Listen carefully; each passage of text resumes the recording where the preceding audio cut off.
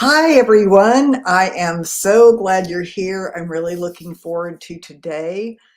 And we're going to be talking about the hidden gems of conflict. As always, I always ask you to let me know that you're here because when you're doing a live stream, you don't know who's here. So it feels good to know who's here. And occasionally I'll check in. There is a learning guide for this one. You probably still have time to get it in advance. If you don't, you can take a snapshot of the screen and go get it later, download it. And I'm always telling people that you can use these programs for a quick lunch and learn with your team, with your other leaders, with your staff, whatever applies to you. And you'll have a learning guide and a 20-minute, 30-minute program that you can use yourself. Hi, Alyssa. I'm seeing people come in. Hi, Karen, a friend of mine. So happy that you're here. Okay, so today it is all about the hidden gems of conflict. I actually got that title from someone that just posted that on my thread and said, there's hidden gems. And I said, wow, that is so true. And so I wanted to use that for myself because sometimes we get into the hard stuff about conflict, and then we make it difficult. And it really doesn't have to be. I'm starting to reinterpret conflict, and I can't wait to share some of this. Hi, Terry, and hi, Gerald. Seeing some people come in. Hi, Lee. Lee's taken several programs before. Hi, Alyssa. Okay, going to go ahead and get started. Let me take this little banner off for now so that it's not distracting. And we're going to start with just a little bit of introduction. So, you know that if those of you who bought my book, From Conflict to Courage, one of the main tenets of the book is that conflict itself is not the real problem. Now, I have to remind myself of that several times, even now, even though I've written a book on it, because I believe that we're always growing. So if we start to reinterpret conflict to say conflict itself, it's going to happen as long as you're living and growing. But conflict itself is not really the problem. The problem is mismanagement. Let that soak for a minute. Mismanagement is the problem, not conflict. Because when we see conflict as a problem, it builds what I call invisible structures. And those invisible structures are mindsets, narratives, emotions, and desires that contribute to mismanagement, such as avoiding and appeasing. And I am seeing so much avoiding and appeasing and the ripple effect that that causes. And so what I'm not saying here is that we all have to be aggressive and we all have to just speak our truth in a harsh way. I'm saying that we have to be aware when we're conflicted and stop blaming everyone else all the time. And we have to figure out our own way to resolve conflict so that then as leaders, we can help others resolve theirs. So to flip the switch, leaders can shift perspective and see conflict not as a problem to avoid, but a hidden gem to explore. So today what I'm going to do is talk about, I've got 4 hidden gems on the learning guide, and those are the ones I'm going to talk about today. I recently did a Smart Brief article that's very aligned to this. So if you read Smart Brief for Leaders, you might want to go there and get that. But I'm going to give you 4 hidden gems and what to do, and then the questions to ask. Now, as you know, if you've been following me for a while, I love to learn and I'm willing to learn even in front of people. So I've got some PowerPoint slides and we'll see if I can do that in a coordinated fashion. You have to multitask a little and I'm not the greatest at that. So the first hidden gem is that conflict, believe it or not, it can transform anger if you know how to channel it.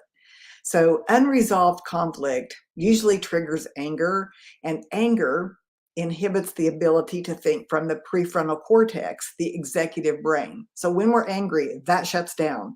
Our decision making shuts down. That's why so many leaders have trouble with anger and therefore they avoid conflict because they don't want that experience that they have of being ultra aggressive.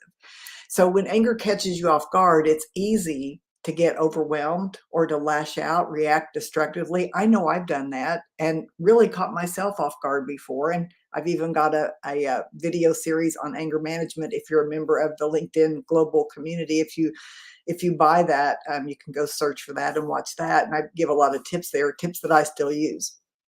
Anger and conflict are so intertwined that avoiding red flags becomes sort of a coping mechanism. And eventually, red flags become the elephant in the room that inhibits productivity, effectiveness, and personal happiness. So, I'm going to tell you kind of what to do, and then I'm going to share with you a slide with the questions to ask. Okay. So, first of all, recognize anger, like interpret it instead of I'm so angry it's their fault. Interpret anger as energy that wants to move. It wants to move and accept the feelings. This is the hardest part of it. Accept the feelings as they process through your body. And that is the hardest part, is to slow down and feel it.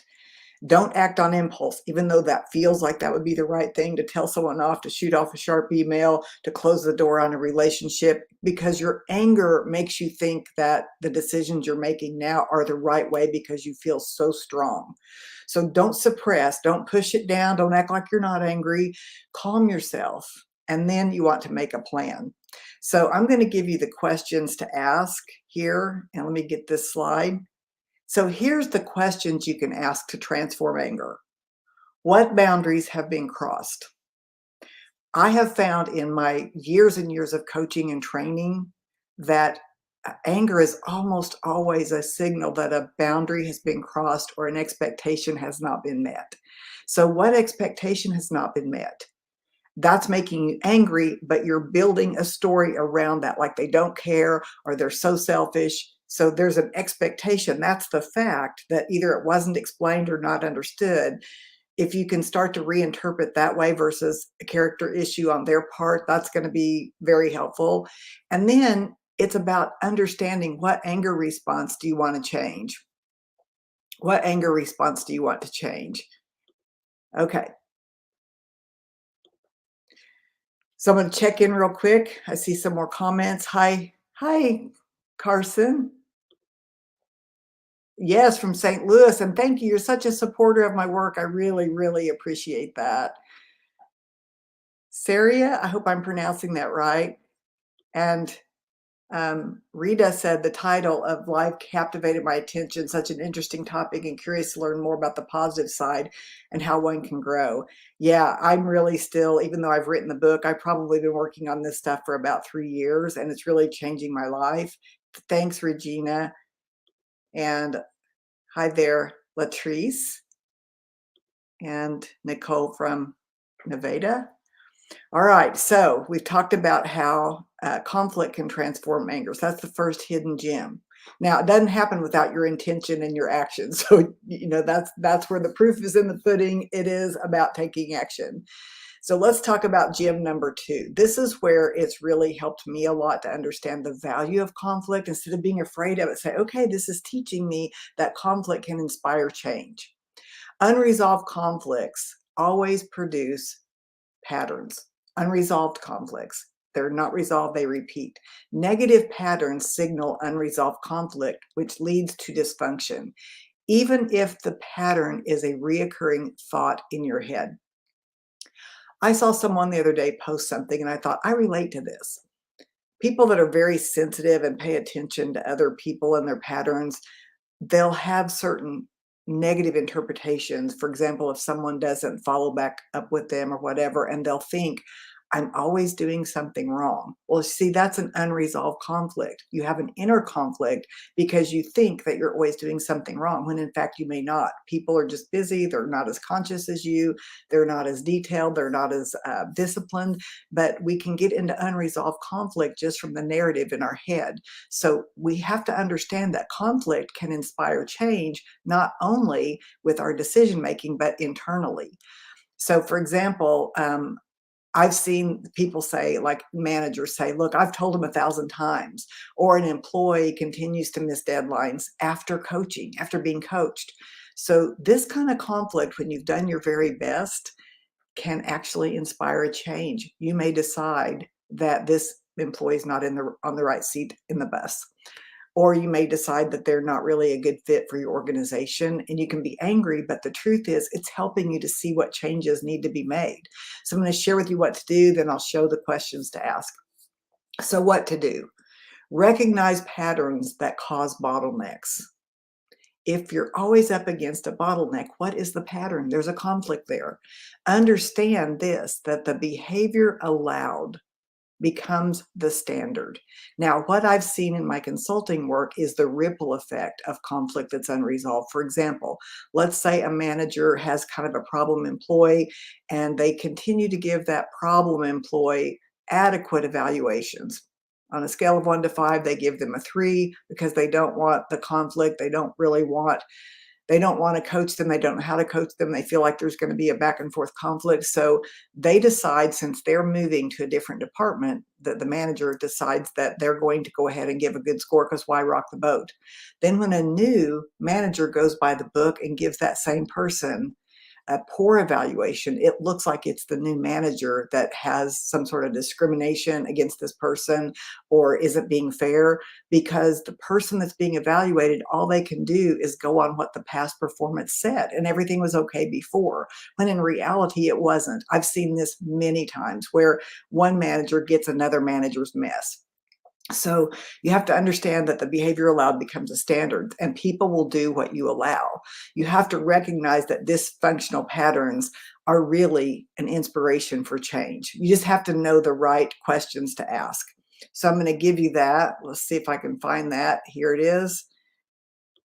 Here's the questions. I think I popped that out one accidentally before, but here's the questions when you're thinking about inspiring change due to conflict. The question is, what is happening repeatedly that should not be happening? And what is this dysfunctional pattern? What's it trying to tell me? What changes do I need to make to shift the pattern? Because when we look outside of ourselves, we can try to change other people and we can coach people, but sometimes they're just not willing or able. And we have to decide. We have to make hard decisions, and that can cause a conflict itself sometimes. So I'm going to put this up here for just a quick second so you can look at that. I'm going to check in again. And hi there from Saudi Arabia, Elza. Got a good morning from Atlanta. Your work is amazing. It's really helped me grow professionally. Thank you, Jody. Hi, Susan, an old friend from Springfield that used to live here. And then someone from Portugal. Hi there, Ennis. And Latrice, I already saw you, didn't I? Okay, so that is that's the way that the questions we can ask when we want to inspire change. So I'm going to go to the next gym number 3. So I'll repeat number 1 and 2. Gym number 1 is conflict can transform anger. Gym number 2 is that conflict can inspire change. Gym number 3 is that conflict can help you to prioritize clarity.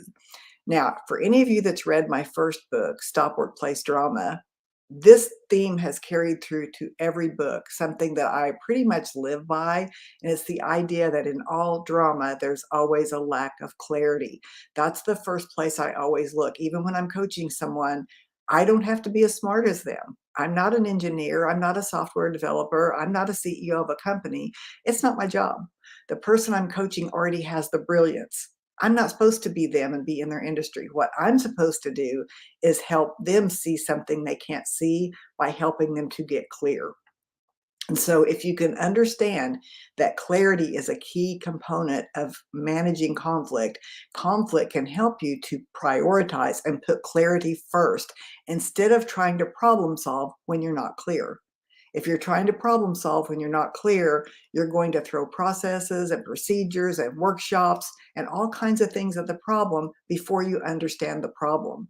So when we're in drama, we forget what's most important and we stop focusing on mission, vision, values, and desired end result. And I think that's because sometimes we don't really understand vision and values. We put it on the walls, we put it in the halls, we put it in our marketing materials, but to embody those things is a whole different game altogether. So that's one thing I really like to help people with too, to say that your inner knowing knows when you're not aligned with your values and your priorities. You know it because you'll have inner conflict. We prioritize winning, being right, and stroking the ego when we're unclear. When we're clear, we get when we're acting that way. We get when we've lost a little humility and we just want to be right. And that happens. We're going to get to see a lot of this. We've got a political season coming up. We have to be the light in the world and not participate in some of this drama. We have to be clear because people get very distracted wanting to be right versus wanting to resolve conflict. So here's what to do. Observe the quality of the conversation and behaviors of everyone involved. I truly believe that one of my offerings in the future will be simply to help change the culture by going into an organization and just listening to the conversation, hearing the conversations, interviewing. I can tell you what the culture is by the conversation. The conversation and the culture are intricately linked. If people are talking about the past and blame and negativity, that's telling me something. We've lost clarity. Blame is a sign that clarity has been lost. If it's always someone's fault and we're always trying to change a policy, that tells me that difficult conversations are being avoided, hoping that a written rule is going to change something. Disrespect is a sure sign that ego has taken the place of clarity.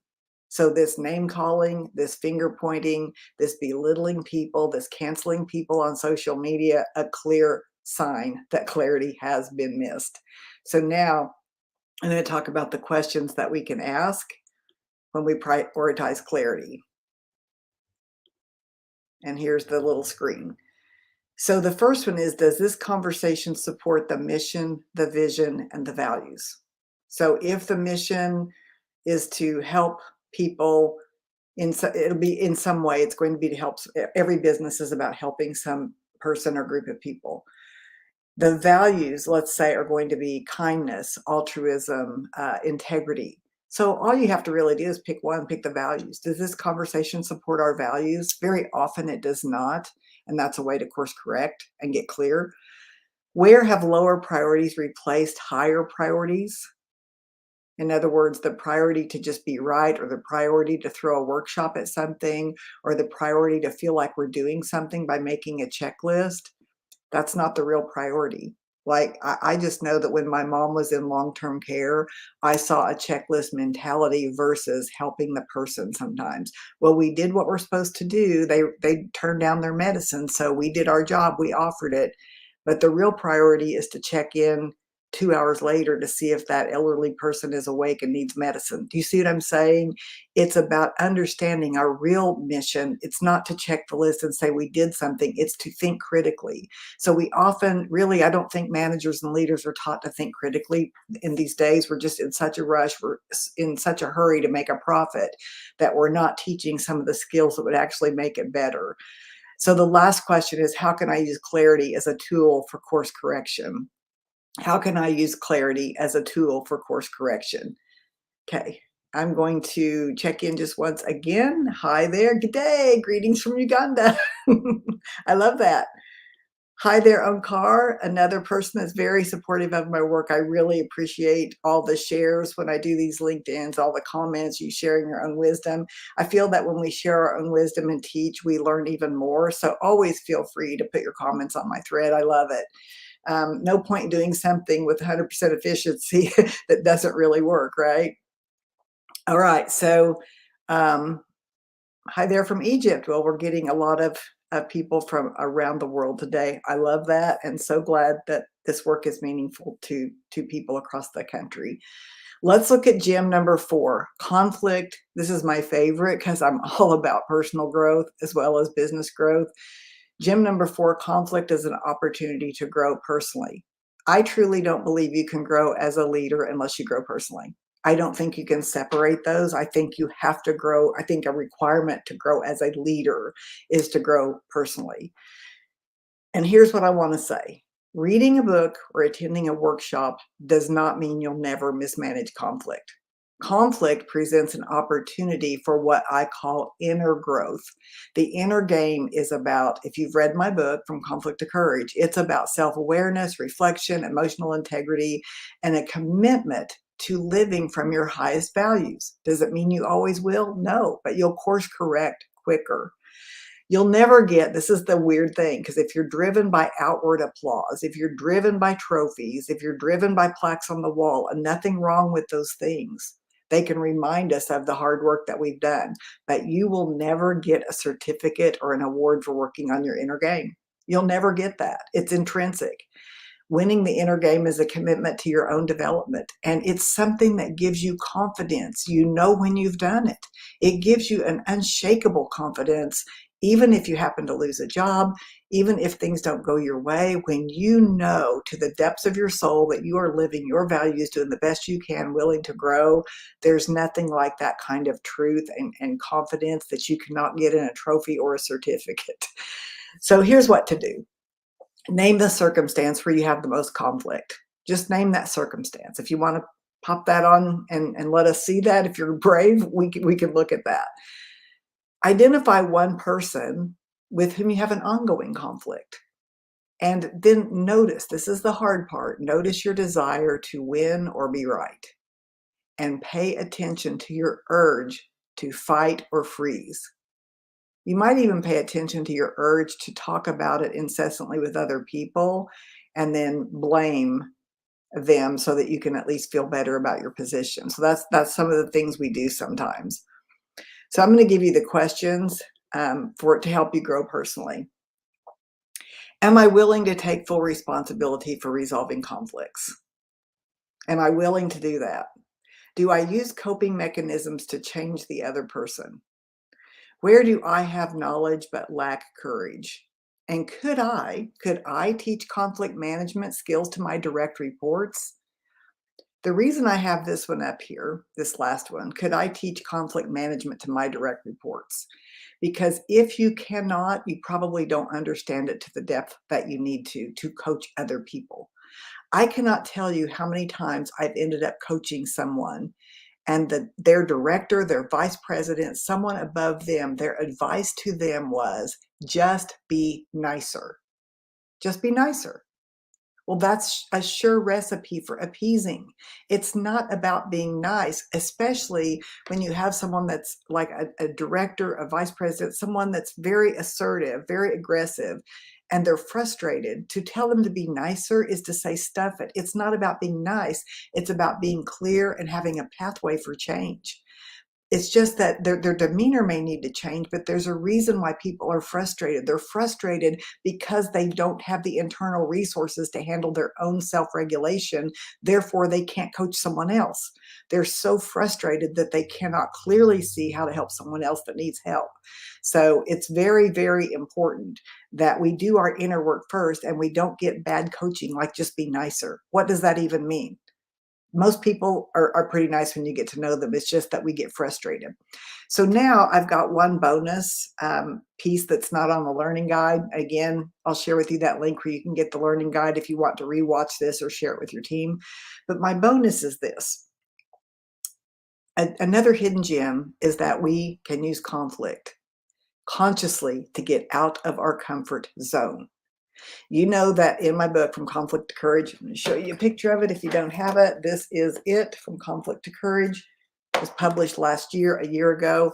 I talk about expanding conflict capacity. It's a hard message to understand, but what I mean is that if you're always comfortable, it means you're probably avoiding or appeasing. And I don't care how seasoned you are, I still get uncomfortable with conflict. It is ongoing. You have to build a taste for it so that you know how you can grow internally. And so to get out of your comfort zone means that you need to learn ways to self-regulate, learn how to get past your blocks of conflict. It means you have to take the road less traveled so that you can learn, you can ask questions versus be defensive. I've worked on these things a lifetime. I still struggle sometimes. There's nobody perfect. We're all wired differently. Everyone's got different lessons to learn. You're not like anyone else. I'm not like anyone else. But here's the questions to ask. What am I telling myself when I'm in conflict? Let me see if I've got a slide for this one. Yeah, there it is. Okay, good. What am I telling myself when I'm in conflict? I believe a big part of this growth is about learning to identify and change your narrative. Learning to identify and change your narrative.